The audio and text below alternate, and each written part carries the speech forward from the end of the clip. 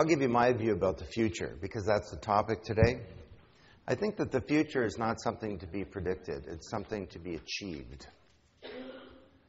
And we can all achieve a very different future than the one that seems to be shaping up.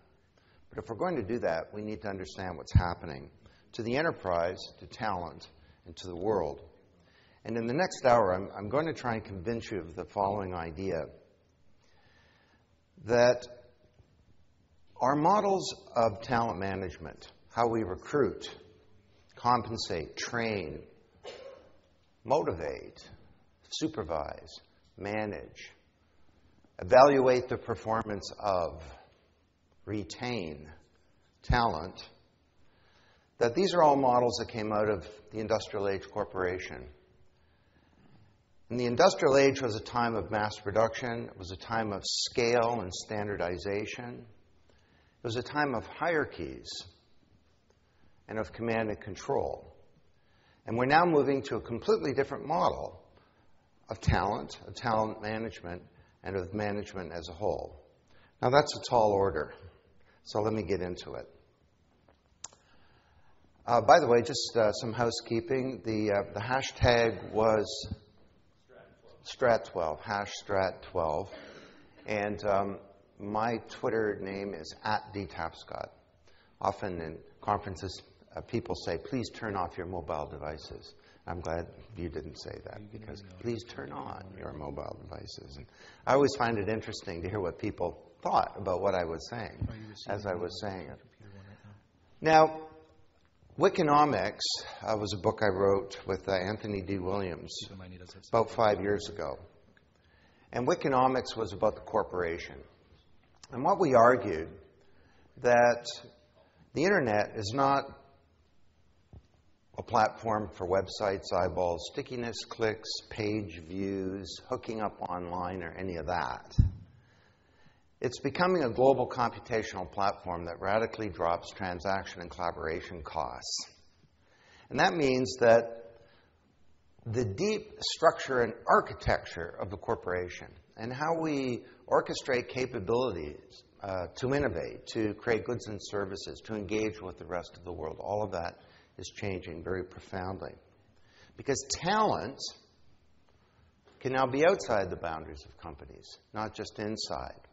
You know that expression, our most precious asset goes out the elevator every night. Well, almost 60% of all of Procter & Gamble's R&D never sees an elevator, because they have 7,000 chemists inside their boundaries. They have 1 million outside that they can now get to. And these people outside are organized into something I call ideagoras. You know the Roman and Greek agora? Markets? These are markets for ideas, markets for uniquely qualified minds. And this talent doesn't only not come up the elevator, it's completely outside the boundaries of the corporation. The corporation is becoming more porous. Now, it was a big book. It was actually the best-selling management book for the whole year in the United States. And then something happened. We had the meltdown of the global financial industry. And who would have imagined 3 years ago that a big theme of business books these days and of newspaper cover stories and articles would be how to save capitalism, or is capitalism even savable? I remember how it struck me that there's something bigger than just the corporation that's at stake here and that's changing. I was speaking to a group called SciBoss. I don't know if you know this. It's like the big meeting of bankers every year. It's like 7,500 bankers get together, and I was giving the closing talk. And it was in September of 2008, the week that the sky fell. And I looked out at this vast sea of bankers that were sort of like deer in the headlights, basically, because their whole world had just collapsed. And it occurred to me, you know, Bob Dylan, there's something going on here and you don't know what it is.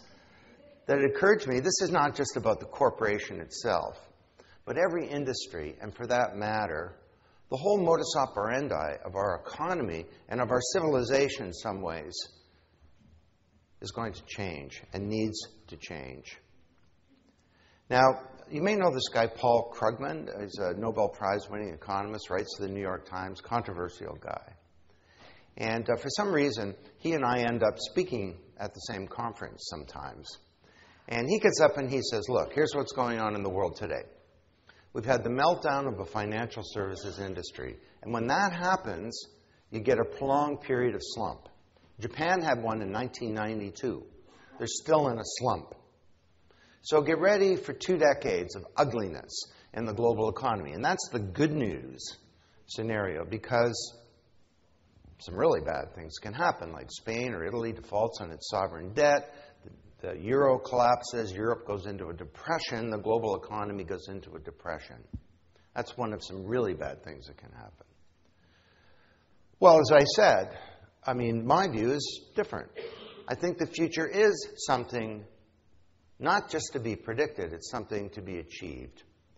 But to achieve a new future, we need to know what the problem is. And the problem facing us today in the world doesn't fall within the boundary or the paradigm of traditional economists who worry about things like the business cycle and should we have more fiscal stimulation or austerity or whatever. This is not a cyclical change that we're going through. It's a secular change.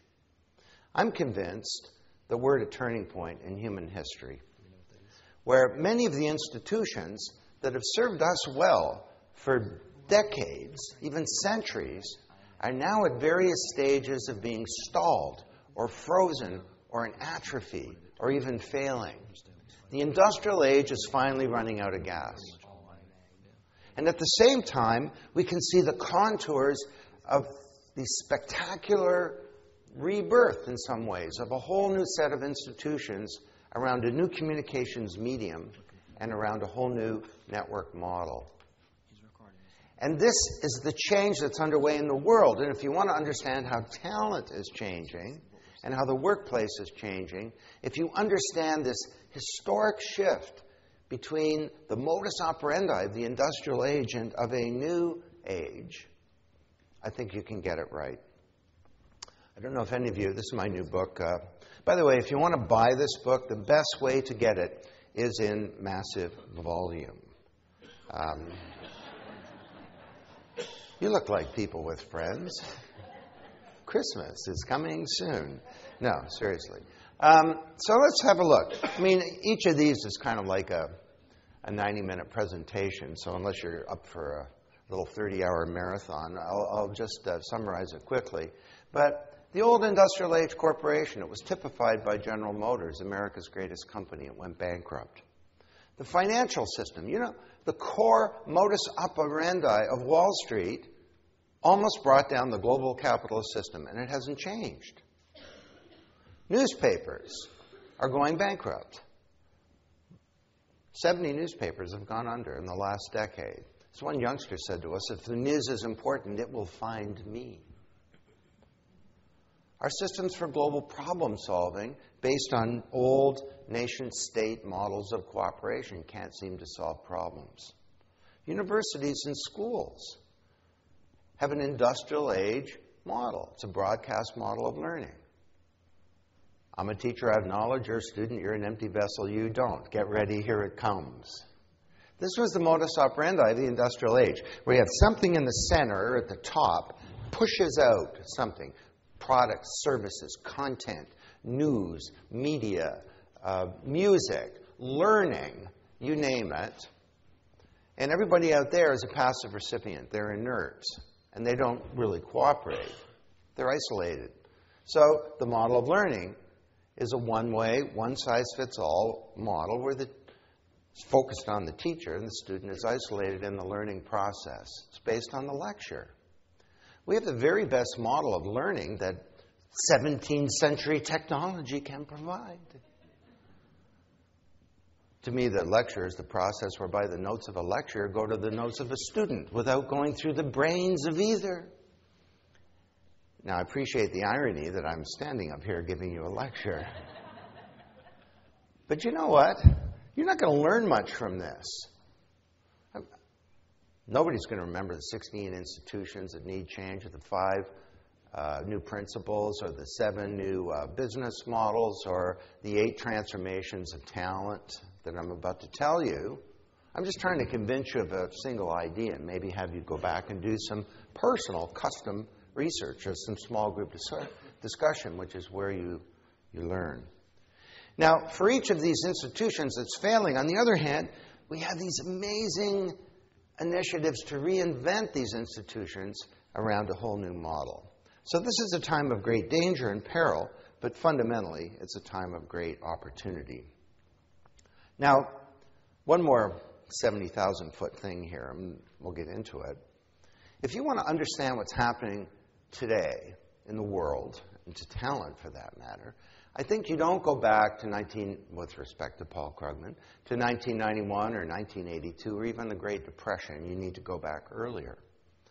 All around the world, a few hundred years ago, we had an agrarian economy. And the political and economic system was called feudalism. And knowledge was concentrated in tiny oligopolies. People didn't know about things. There was no concept of progress. You were born, you lived your life, and you died. But then along came Johannes Gutenberg with this great invention. And over time, different classes in the society began to acquire knowledge other than the kings and the church, the nobility and the church. And when they acquired knowledge, the institutions of agrarian feudal society appeared to be stalled or frozen or in atrophy or even failing. It didn't make sense for the church to be responsible for medicine when people had knowledge. It didn't make sense for a bunch of kings and nobles to be running everything. So we saw the Protestant Reformation. Martin Luther called the printing press God's highest act of grace. We saw the creation of modern models of democracy, of representative democracy. We saw the creation of science and the university and the corporation and commercial relationships and eventually the Industrial Revolution, and it was all good. And with the industrial age came models of work and models of the enterprise and models of management and models of thinking about talent that were good ones. They were way better than what existed before. But today, they're stalled. At the same time, once again, the technology genie has escaped from the bottle. And this time, it's very different than the printing press. See, the printing press gave us access to the written word. The internet enables each of us to be a publisher. The printing press gave us access to recorded knowledge. The internet gives us access not just to information and knowledge, but to the intelligence contained in the crania of other people on a global basis. This is not an information age. It's an age of networked intelligence. It's an age of collaboration. It's an age of collaborative learning. And that's revolutionizing everything we know about talent. Okay, so let's bring it down to earth a bit. Why is all this happening? Well, there are four big drivers for change today. The first is the technological revolution. The internet of today ain't your daddy's internet. It's very different than the internet of the dot-com period. During that period, the internet was based on this thing called HTML, and it was a platform for the presentation of content. Well, today, the internet is not about the presentation of content. It's a platform for collaboration and for sharing intelligence. We access it through the thing, millions and billions of inert objects that become smart communicating devices. Your card in your hotel room is communicates with the door. The door is a chip in it. This is the Ritz. They got pretty upscale technology. The door in your room probably has an IP address, which means it's connected to the internet. I have a friend, and I had a camera stolen from a hotel room in Miami. The door knew about me. It knew who'd been in and out of the room. We found an unauthorized access. I have a friend in Toronto. Everything in his house that has electrical power has an IP address, and all these things talk to each other. I have no idea what his refrigerator says to his toaster. But he was bragging, actually, that his fence talks to his sprinkler system. And I said, well, Ken, why would you care? He says, well, Don, if a burglar comes over the fence, the sprinkler's my first line of defense. So this is pervasive ambient computing. We have the rise of broadband mobility, of geospatiality. You can go outside this hotel with your little iPhone or whatever device and look around through Google goggles or Layer, whatever, and you see something through the camera, but it's annotated. The old web, you surf websites. The new web, you surf physical reality. It's true multimedia. And we see the rise of something called web services. You know, that's so funny. Thomas Watson, I was thinking about what you said. He was famously to have said the world will only need 5 computers. I figure he was off by the number 2 or 3, because you got these clouds, right? There's the Amazon cloud. It's a computer.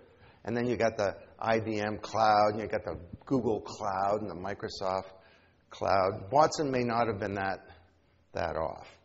So this is creating a global computational platform where we can all collaborate. And that changes the workplace fundamentally. We'll see in a sec. The second big change is we have the first generation to come of age in the digital age, and these kids are different. Who has kids under the age of 33 in this room? Wow, that's a prolific group. Well, I started studying kids about 15 years ago when I noticed how my own children were effortlessly able to use all this sophisticated technology. And like you, I mean, at first I thought my children are prodigies.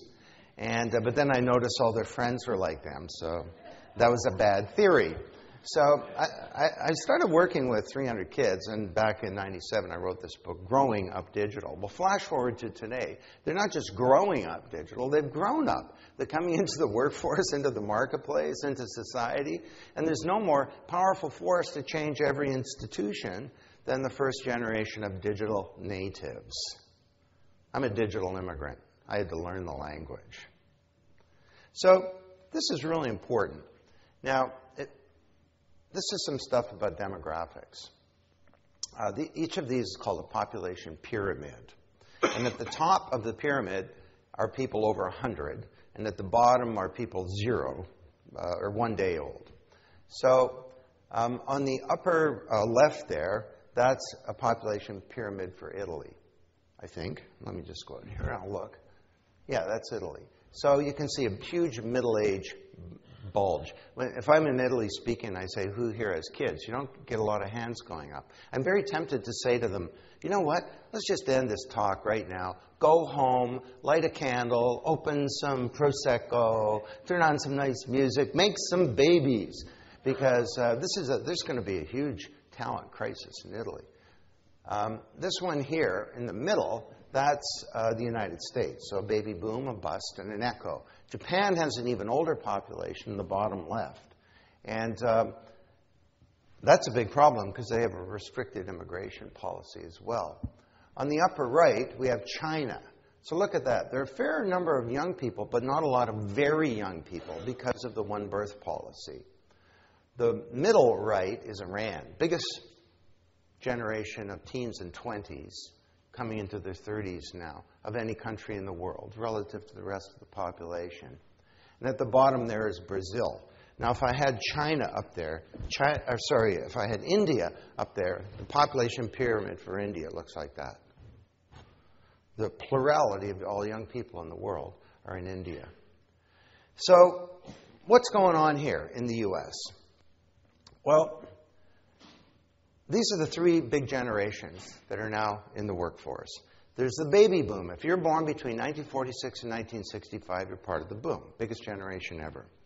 And then around 1966, the birth rate dropped off because the boomers were the first generation to delay having children. It was we were young. It was a great time to be alive. The economy was good. We always knew we could get a job. You saw birth control appeared. So we delayed having kids. First generation to do that. Called the baby bust, or sometimes called Gen X. And then around 1997, the boomers started having kids. And between 77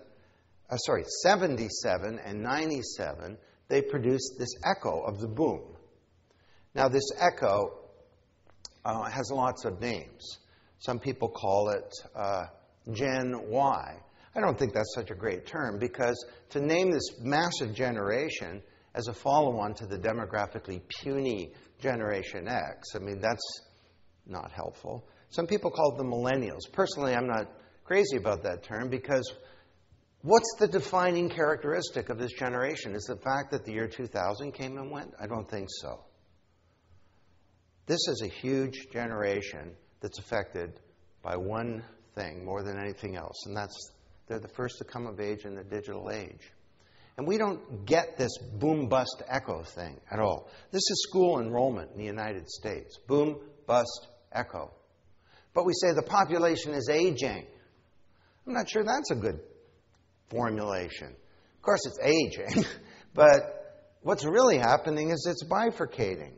And if we understood this, we'd know a bunch of things, like why the schools are in crisis in America. Look at this chart. There's a huge wave of young people in the high schools are coming, they're in the universities now, but we don't get this. We say, yeah, the schools are in crisis. I know. What should we do?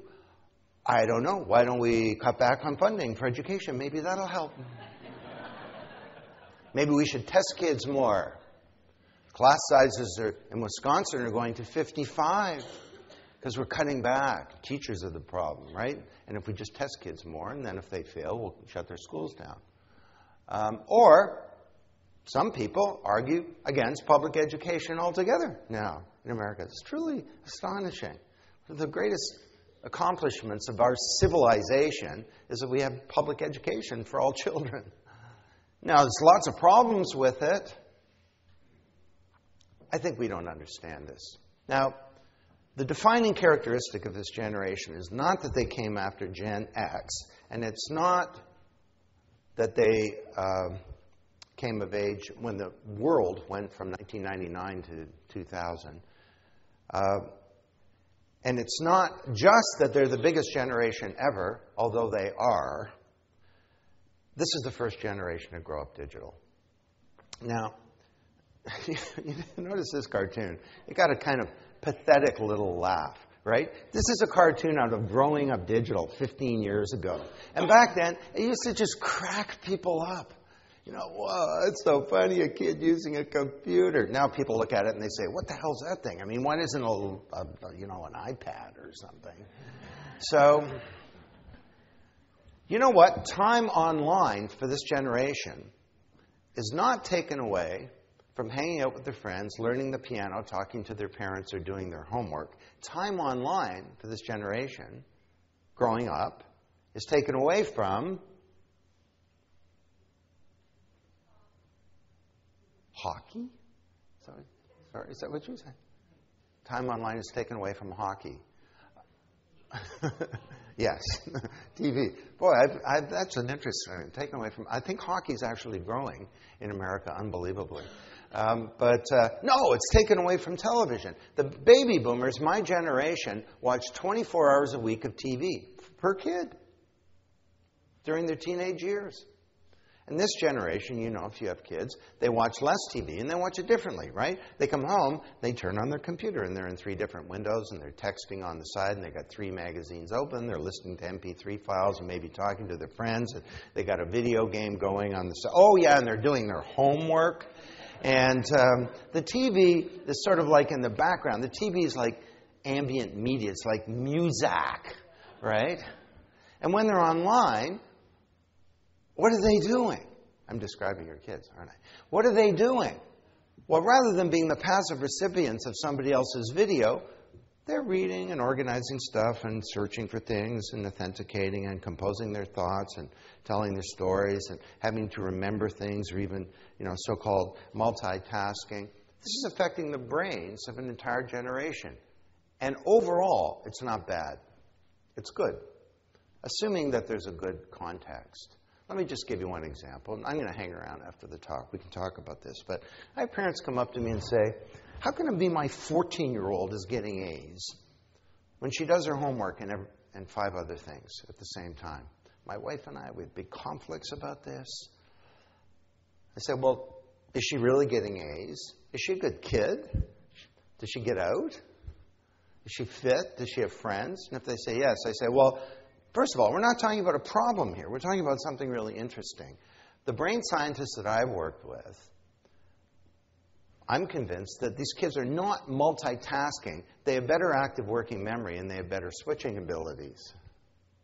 So it seems like they're doing 5 things at once. They're not. People say, oh, I want to restrict the amount of time my kid has in front of a screen. A television screen and a laptop or iPad or whatever are the opposite effects, have the opposite effects on brain development. Not all screens are created equal. There are 2 critical periods of brain development. 0 to 2, it's not affected much by this yet. And the other is extended adolescence, age 8 to 18. And it's during that second period where 1/3 of the human brain gets built. We're talking about the synaptic connections in the brain, the wiring of the brain. And the number one variable determining what your brain is like is how you spend your time after your DNA. And if you spend 24 hours a week being the passive recipient of somebody else's video, that gives you a certain kind of brain. It's my generation. If you spend an equivalent amount of time in front of a screen where you're the actor, the initiator, the user, the organizer, so on, the rememberer, that creates a different kind of brain as well. And these kids have more appropriate brains. Now, there's a lot of controversy about this. A book called The Dumbest Generation. English professor named Mark Behrlein says, the digital age is stupefying young Americans and jeopardizing our future. Don't trust anyone under 30, he says. They're the dumbest generation. They have a terrible youth culture, and they're into violence and all kinds of stuff.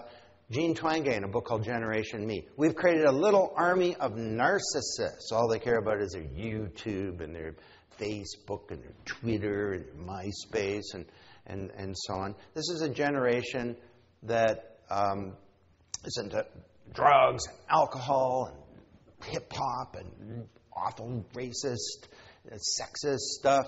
Overall, there's no data to support any of this. Dumbest generation, kids are graduating from university like never before in terms of raw numbers and as a percent of the population. It's never been harder to get into the best schools.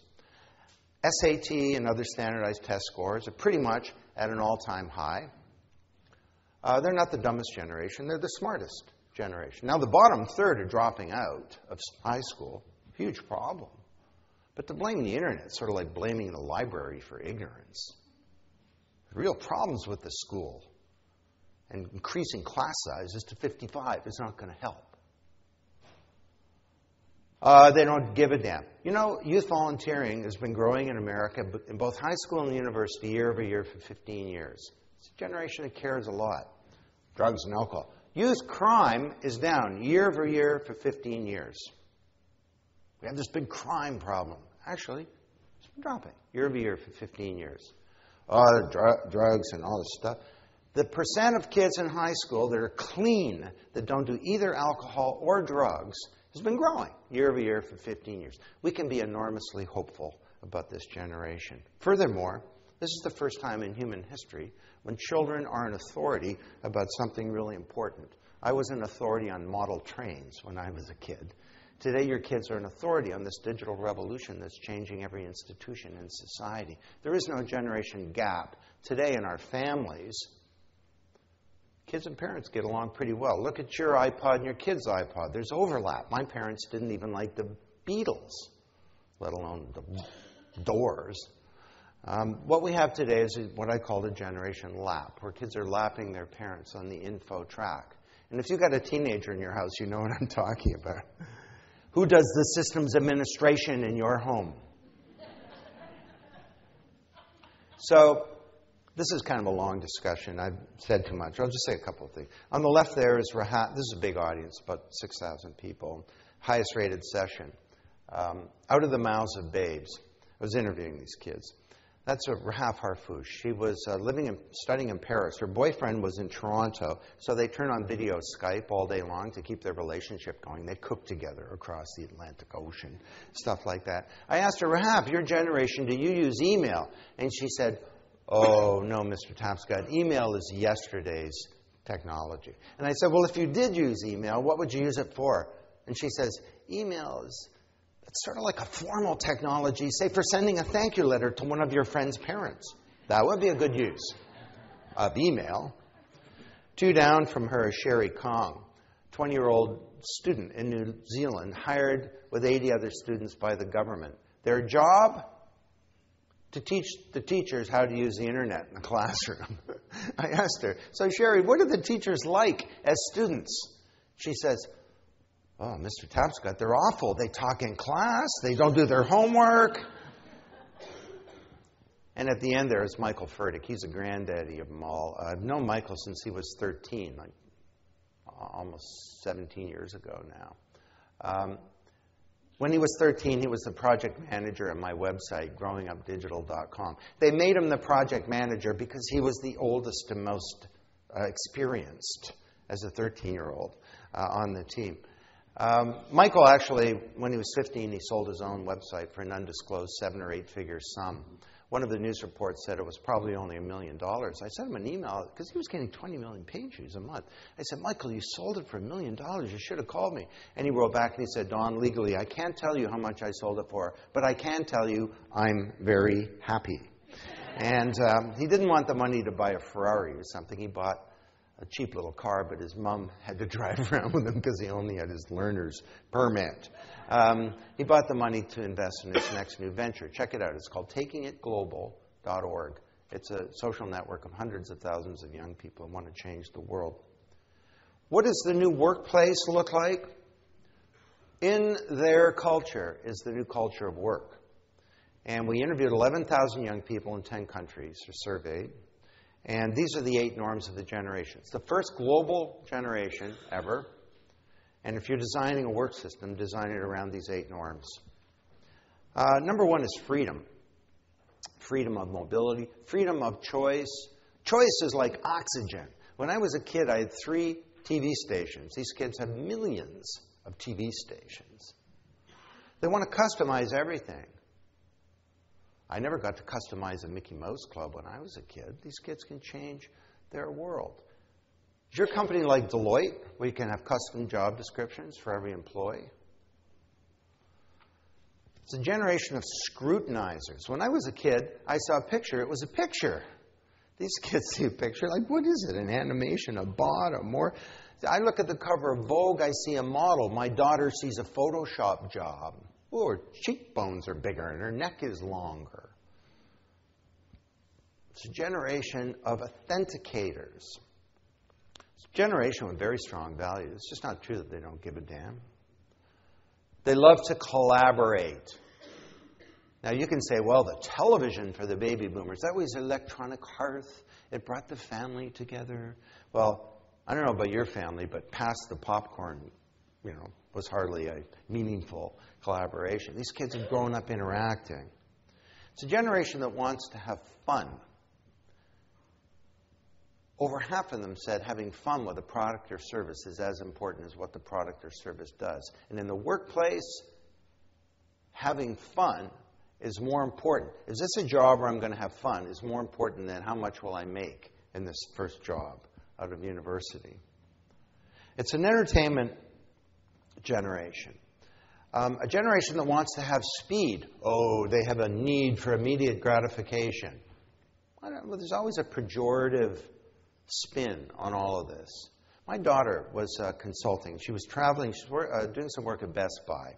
And she commuted from Toronto to Minneapolis every week.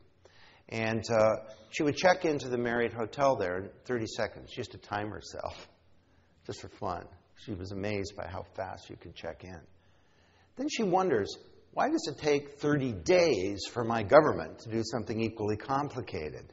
Do they have a need for immediate gratification, or do they have a legitimate expectations that things shouldn't be bureaucratic and the metabolism of work should be faster? And it's a generation of innovators. I actually grew up in a small town north of Toronto, and every summer, the 7 of us would get in the family station wagon and drive down to the Canadian National Exhibition in Toronto, where we would see this year's innovation. Woo! An avocado-colored fridge with an ice cube maker. How cool is that? Well, The pace of innovation was glacial back then. Today, it's real time. So, we got a technology revolution, we got a demographic revolution. You combine those together, you get a social revolution. There are almost 1 billion people on Facebook today. But there's something bigger going on here than most people think. It's a quick little story. It was about 5 years ago. My son was 20. He was a junior in college, and I gave him an advance copy of a book I'd written called Wikinomics. I gave him an advance copy for Christmas, as a Christmas present. I gave him some other things for Christmas, too, okay? But anyway, he says, "Thanks, Dad." He goes off, starts reading the book. He comes back a couple hours later on Christmas Day. He said, "Hey, Dad, this is a good book." It's like he's surprised or something. He said, "I'm going to create a community on Facebook." Now, Facebook was just opening up to non-EDU accounts, and I wasn't really on it yet. So I said, "Can I watch?" 15 minutes later, he's created the Wikinomics community. Another 15 minutes later, he's got 6 members. By the time we're eating turkey on Christmas night, he's got 130 members in 7 countries, 7 regional coordinators, a president himself, a secretary and chief information officer for the community. He's created a PDF of the first 2 chapters of the book and sent it out. By the time I'm eating turkey, I got kids writing back in saying, "Mr. Tapscott, we found errors in your book." And the community is placing demands on me. One of the kids writes in and says, "Exactly how is Mr. Tapscott going to be contributing to our community?" What is this? 2 words: self-organization. Self-organization's been around throughout all of human history. Language was a function of self-organization. But what happened over millennia can now happen on a single Christmas day. If you understand this, it's a powerful force. Barack Obama understood it during his election campaign, and that's what brought him to power. Did he change not only the way you get elected, but the way you govern? Or do we still have an industrial age model of government where you vote, I rule? Arguably, he didn't, and that's costing him. But again, it was another humbling story.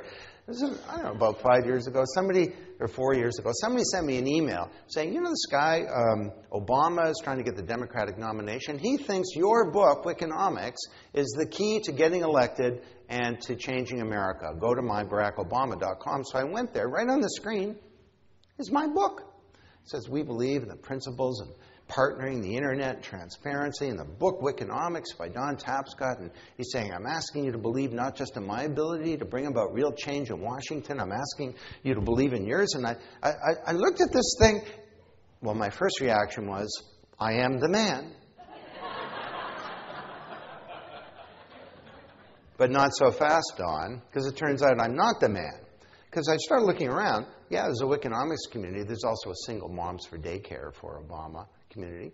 And there's a young firefighters for Obama community. He created a platform whereby 35,000 communities self-organized, and that's what brought him to power. When I say this is a revolutionary force, I mean it in society. The Tunisian Revolution started it all. It wasn't created by social media. It was created by oppression. It wasn't caused by social media. It was and forged by social media. It was forged by a new generation of young people who had access to secular information and who didn't want to be treated as subjects anymore.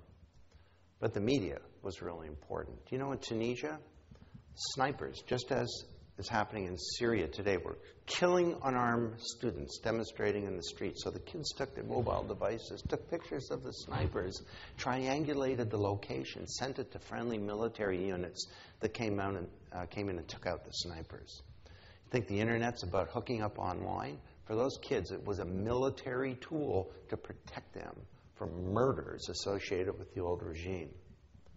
So the debate about social media and social change is over. This is at the heart of a fundamental transformation now in the Arab world. And it's beginning to spread to other parts of the world as well. So this is a time of very profound change in our societies. The final big change is this leading to an economic revolution. The corporation used to be vertically integrated, and it did everything from soup to nuts. But over time, information technology and then the internet lowered the transaction and collaboration costs. That meant that it's a more effective way of getting capability to network than to have something inside the boundaries of your corporation, to the point where peers can now come together and create value. Peers in the sense of people acting outside the boundaries of corporations, working with companies. Peers in the sense of people within the boundaries of corporations, cutting across the old silos that existed. And peers in the sense of companies acting as peers rather than as superiors and subordinates in a supply chain. So think about this. If you can create an encyclopedia with 1 million people and they've never met, it's 10 times bigger than Britannica. It's real time. It's in 240 languages. And according to the big study that's been done, the quality is just as good as Britannica.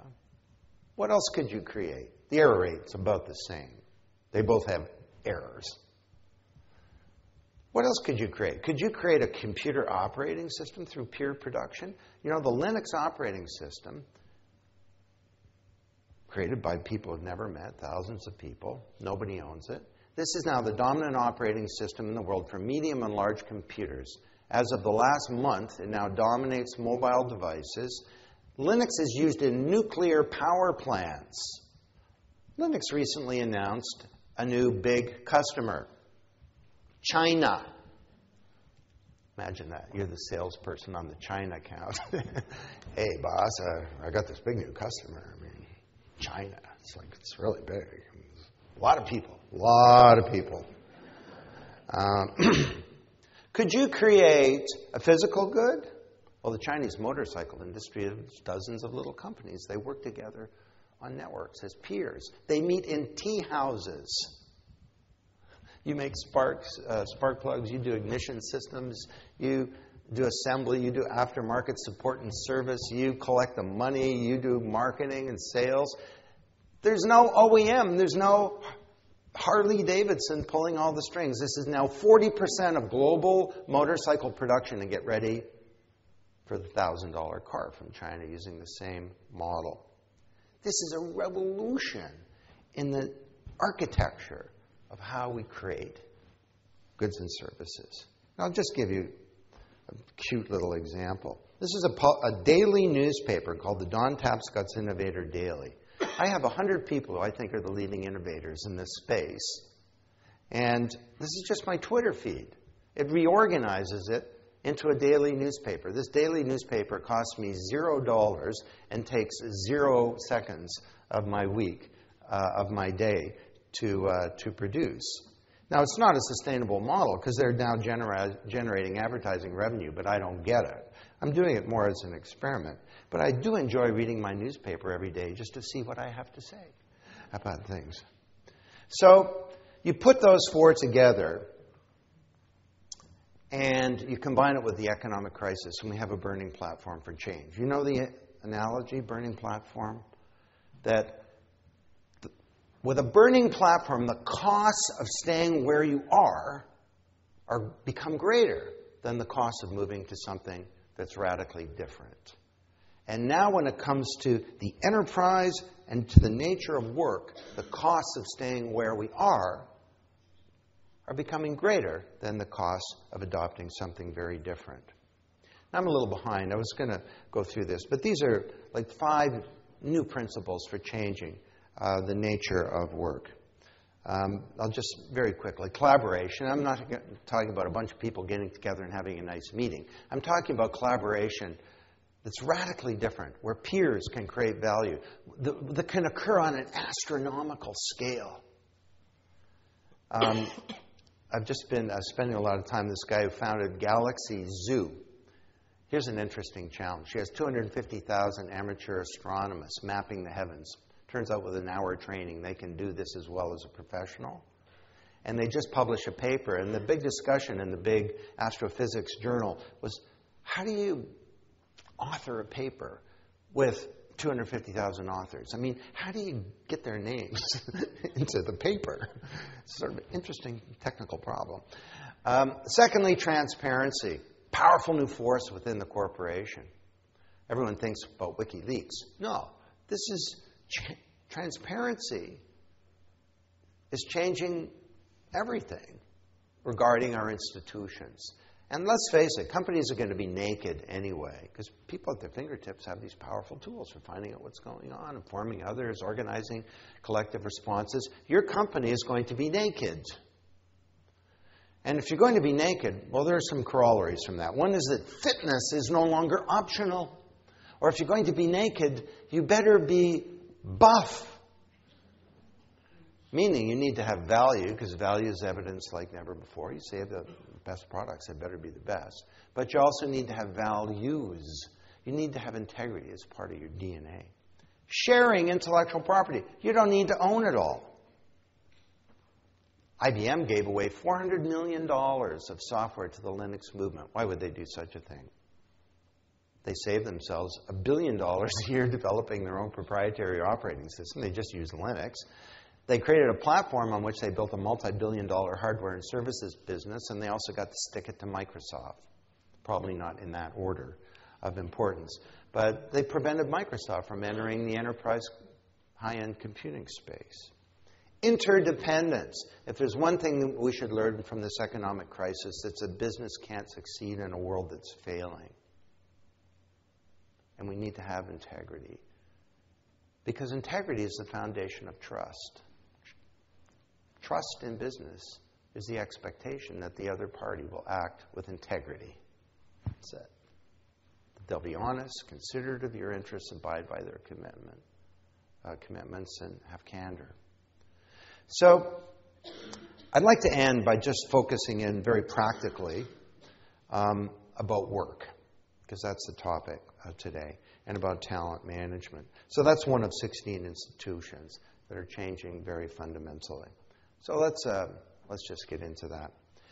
The best-selling management book of all time wasn't written by me, for sure. It wasn't even written by Peter Drucker. It was written by a guy named Scott Adams. And didn't he nail it? He described the industrial age model of work. It's hierarchy, divides the world into the governed and the governors. The top is the supreme governor, the bottom the permanently governed, and in between those who alternate as governed and governors. You're trying to move up this hierarchy, you get more people reporting to you. For decades, that meant you got paid more. It's called the Hay system, right? And office politics, big problem.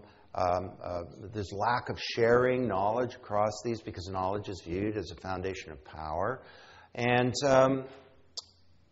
innovation is stifled. Innovation is a big problem today. What's wrong with this picture? Well, basically everything. We need a whole new model. So there have been some attempts to fix this. One's called knowledge management. We need to get people sharing knowledge. But the whole model of that was wrong. We viewed model as this finite resource, knowledge as a finite resource within the boundaries of corporations. And the way that you manage knowledge is through containerization. Put it in a computer. So I'm sorry, what's your name? So when Raymond leaves the company, we'll still have Raymond's head. Or if we need to know Raymond's knowledge, we go into this container and get it. Well, that was, of course, totally wrong. Because knowledge is an infinite resource. The most important knowledge is outside the boundaries of companies, like for P&G. And knowledge is not achieved through containerization, but through collaboration. So the 21st century workplace was this thing. It was the organization was focused on products, developing them. It was about scale and achieving size, about scope, how to get to a mass consumer market, and it was about quality. Quality is so important, right? And cost. How do you standardize to maximize efficiency? And this affected the workplace very profoundly. Organizations that mastered these capabilities dominated the 20th century economy. But it was all about optimization, and it was about workflow and structure and supervision and coordination and good management. And I mean, it's not so long ago that Friedrich Taylor's 1887 theory of scientific management that sort of became the DNA of our work systems. You remember that? You've organized work into individual tasks. You assign a person to a task. So nobody had a whole job. Well, we can now transform these. See, because the function today is not about production and scale and so on. It's about orchestrating intelligence. And we have a platform whereby that can be done. So we're moving from an old model to a new model. You're going to get access to all this material, and I'm running out of time, so I want to try and pull it together.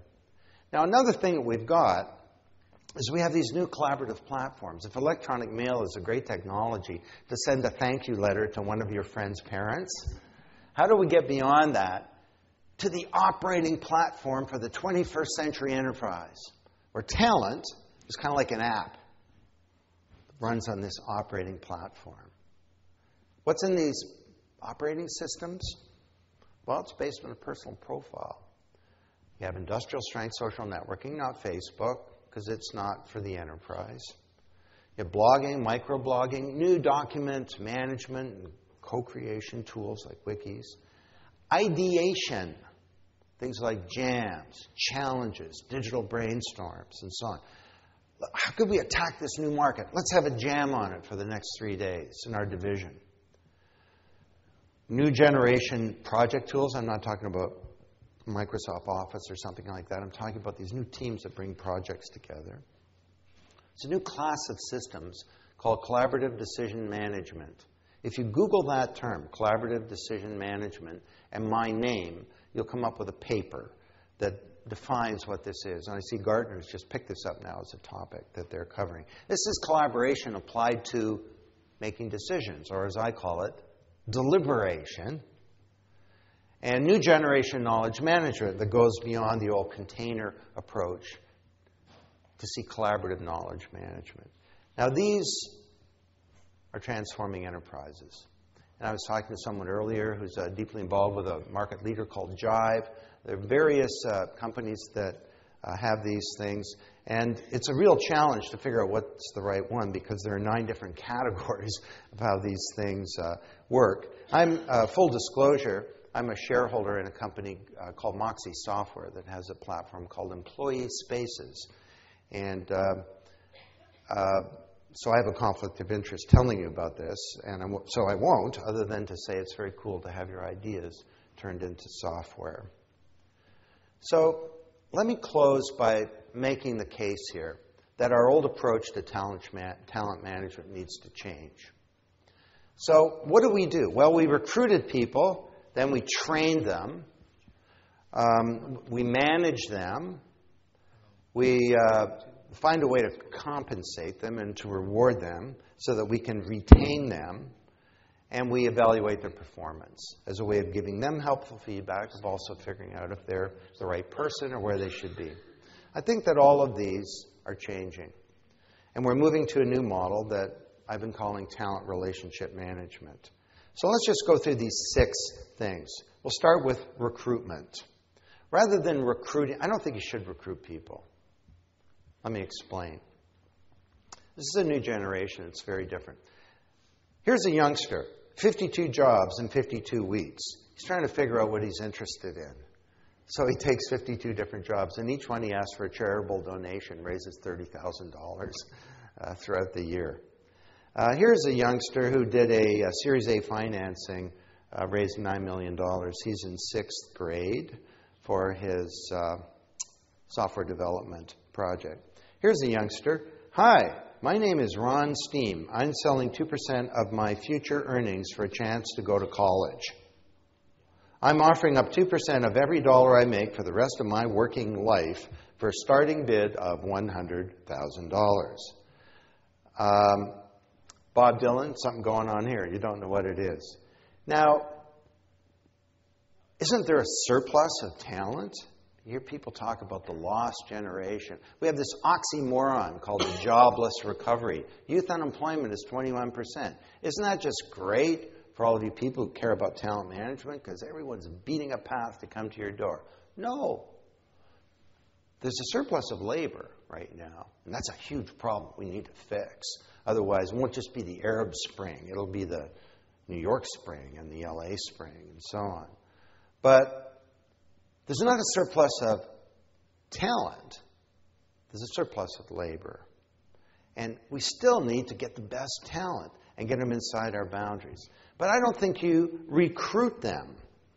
First of all, you start early. Kids, when they're in their early teens, are wondering what's a good company to work with. You start to build relationships.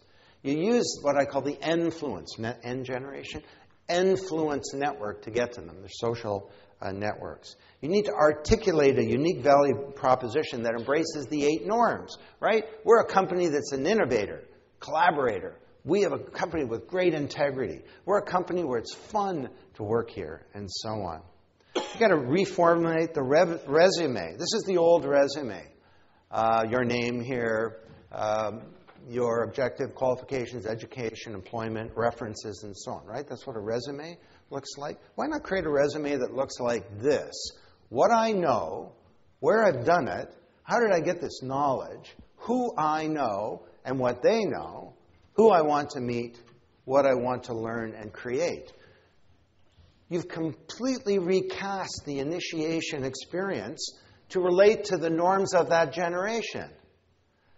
Young person looks at that, a hot shot, you're trying to bring them inside your boundaries perhaps, and they think, wow, what a cool company. They think what's important about me is the same thing that I think is important about me, as opposed to this old traditional resume. Use crowdsourcing to get it right. Best Buy, it's a great story, put out a job ad for a new head for social media. And everyone in the company said, that's a stupid job description. So they withdrew it, and they crowdsourced the job description, created a wiki. And hundreds of people got involved in creating this new job description. And they came up with things that they never would have thought of. Like, the head of our social media strategy must have at least 400 followers on Twitter. You know, if you don't have followers on Twitter, how can you possibly lead our social media strategy? All these new companies that are involved in creating a whole new kind of initiation experience. Initiation and also separation. I was talking to the head of one of the biggest recruiters. He said, it took us 20 years to get 70,000 resumes. I interviewed Reid Hoffman for a radio show, radio documentary series that I just did called Re-Civilization. He said, we're growing at 150,000 resumes, not 80, 150,000 per day. So, initiate relationships early. Recast that whole thing. Bring them inside the boundaries for projects, for internships, for summer jobs. And by the time you want to recruit them, you're not recruiting them at all. You're just making a boundary decision. Don't recruit people. Think differently about initiation. Secondly, learning and development. Well, we need to train people, right? Because it's a knowledge economy, and that's so important. No. Don't train people. Now, I'm trying to provoke you here to make a point, but let me explain. So we ask these kids all around the world, when you're using all this media, what are you doing? Are you working? Are you learning? Are you collaborating? Or are you having fun, entertaining yourself? And all around the world, they had trouble answering the question. They'd say, yes. Or they'd say, I can't answer that question. Those are all the same thing to me in my mind. Now, that's a big change. When I was watching Mickey Mouse and other stuff for 24 hours a week, I was only doing one of those things. I was having fun and entertaining myself, right? Now, teenagers in the home, work, learning, collaboration, having fun are all the same thing. Huge implications for our learning strategies. I'll just tell you a quick story. It was a Fortune 20 company, and I had the top couple hundred managers, a room about this big, and I had them for a whole day. And so we did a session on the net generation. We brought in some youngsters that had just joined the company out of college. And so one of the executives said to these kids, what could we do to make our company more attractive to your generation? this one young woman, her name was Effie Seidberg, she got up and, without missing a beat, she'd been there about 6 months, she says, well, the first thing we should do is make this place more fun. It's just not fun to work here. And all these guys are like, what is she talking about? Fun, you know? Because we have this view that work is work and fun is fun, right? There's a period in your day where you work and then you go home and you have a martini or something, and that's fun. Or worse, there's a period in your life where you work and then you get to retire and then you get to have fun if you don't have a stroke or something. So, no, they think work, learning, collaborating, having fun is the same thing. What does that mean for training and education? Of course you need to train people, but should that also be supplemented with an entire new learning strategy where your goal is to increase the learning component of work? Because these kids have got it right. They are the same thing. What are you doing today? When you go back to your office, you're trying to apply these ideas. What are you doing? Are you working? Are you learning? It's called knowledge work, right? It's the same thing. Working and learning are the same thing. Are you collaborating? Well, increasingly we try and collaborate, and hopefully you're having fun. I try and make my presentations fun because I find that people learn more when they're conscious. You know my company, Tapscott Group, you know what our learning strategy is? Everybody must blog. That's it. That's our learning strategy.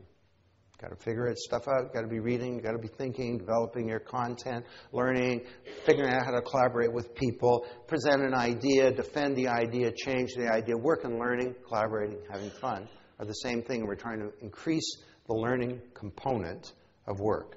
There's all kinds of specific techniques of doing this. Reverse mentoring.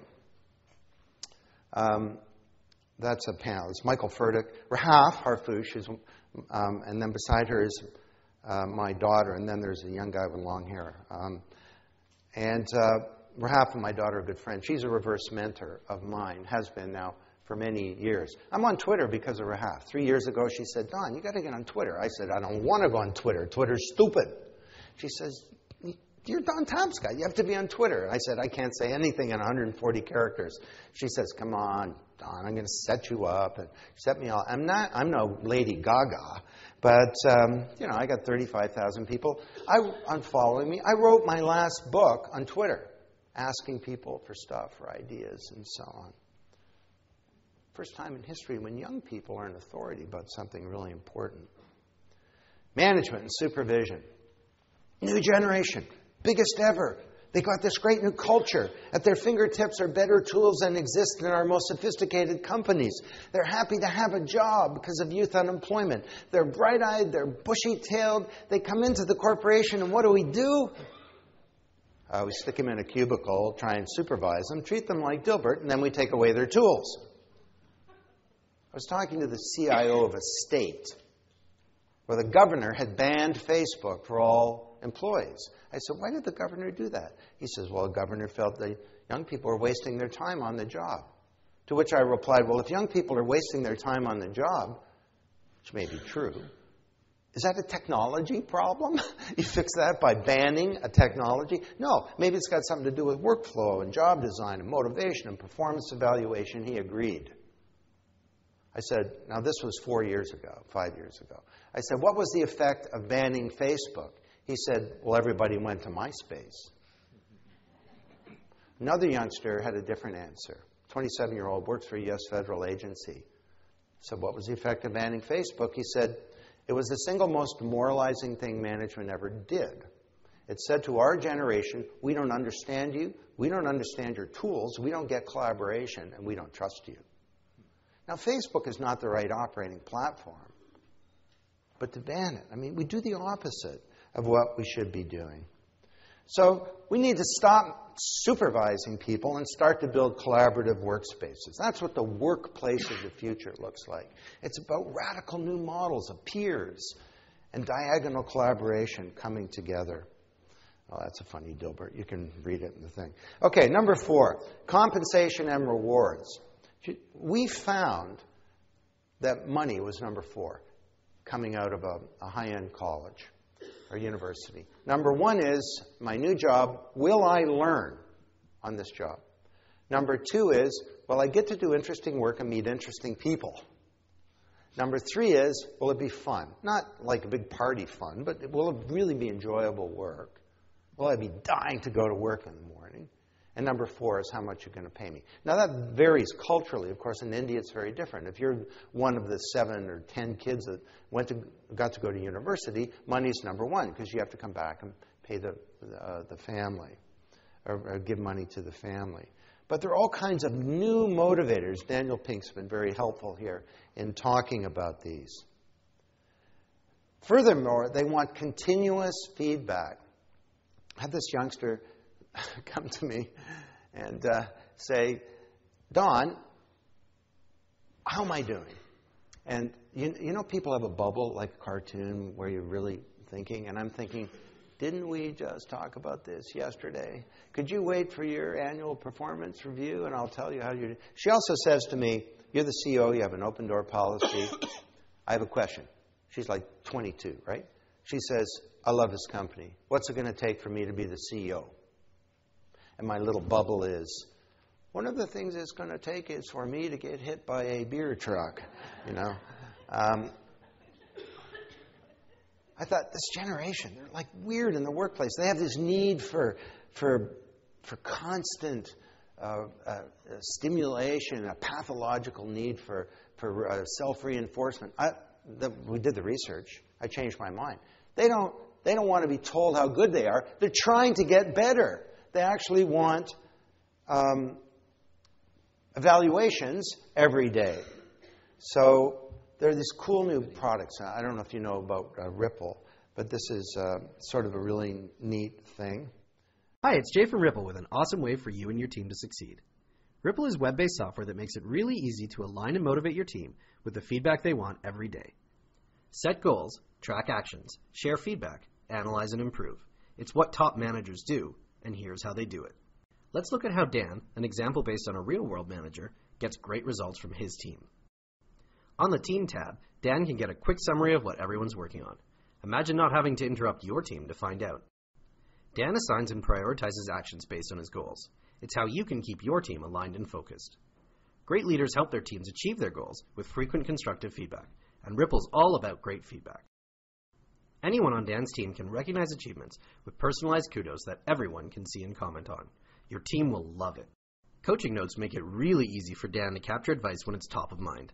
Think about how much more organized you'd be. Dan and his team learn and improve continuously with honest, anonymous insights. It's an easy way to get personal and operational feedback from your team. Performance management tools just don't give you the day-to-day visibility you need to get things done. And performance reviews, though required, are too infrequent and impersonal to be useful. The Ripple worksheet captures everything in one place, just what Dan needs to keep his weekly one-on-one meetings focused and productive. You'll be more organized and will save tons of time doing reviews. Ripple really makes it that simple to keep your team motivated, on track, and achieving top performance every day. That's why thousands of top managers at innovative companies like yours already use Ripple. Try Ripple with your team. They'll thank you.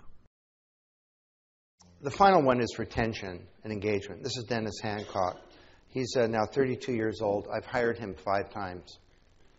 And now he's outside the boundaries of my company, but I think he's coming back in. I'm hardly retaining him, like in a traditional sense, like you retain fluids or something like that. I mean, the boundaries of the corporation are changing. Alumni programs, networked models of talent. Talent can not only be inside, it can be outside. So that's some food for thought. 6 aspects of talent management that are all going through a huge change. I'm out of time, so I'm just going to wrap it up here. This is a paradigm shift. When you have one of these, you get a crisis of leadership. And leadership is everybody's opportunity for change. I'm just going to take a couple of minutes here and end with a thought, which is towards, if you could bring the volume down a bit, towards the end of the book, Anthony Williams and I started wondering what an age of networked intelligence might look like. And we had studied hundreds, thousands actually, of organizations. And we went to nature to see if we could learn something there. And we came across something called the murmuration. Fish come in schools. Cows come in herds. Starlings over the moors of England in the winter months come in something called a murmuration. It refers to the murmuring of the wings of the birds. And their starlings are out over a 20-mile radius during the day doing their starling thing, foraging for food and so on. And at night they come together and they create one of the most spectacular things in all of nature. And it's called a murmuration because it has a function. See on the right there, there's a hawk being chased away by the birds. Warms the birds up for the cold night ahead. And this thing functions according to the principles that I've described to you. It's collaboration, there's openness, there's sharing of all kinds of information, not just about location, but about food sources. And scientists that have studied this say they've never seen an accident. There's leadership, but there's no one leader. It's constantly changing. This is the workplace of the future in some ways. It corresponds to these principles that I've described to you. There's an openness. There's a sharing of knowledge. There's an interdependence. The birds understand that their individual interests are somehow linked to the interests of all the other birds. And there's a great integrity that gives the birds courage to take on a fearsome enemy. Now, is this some kind of fanciful analogy, or could we actually learn something from this?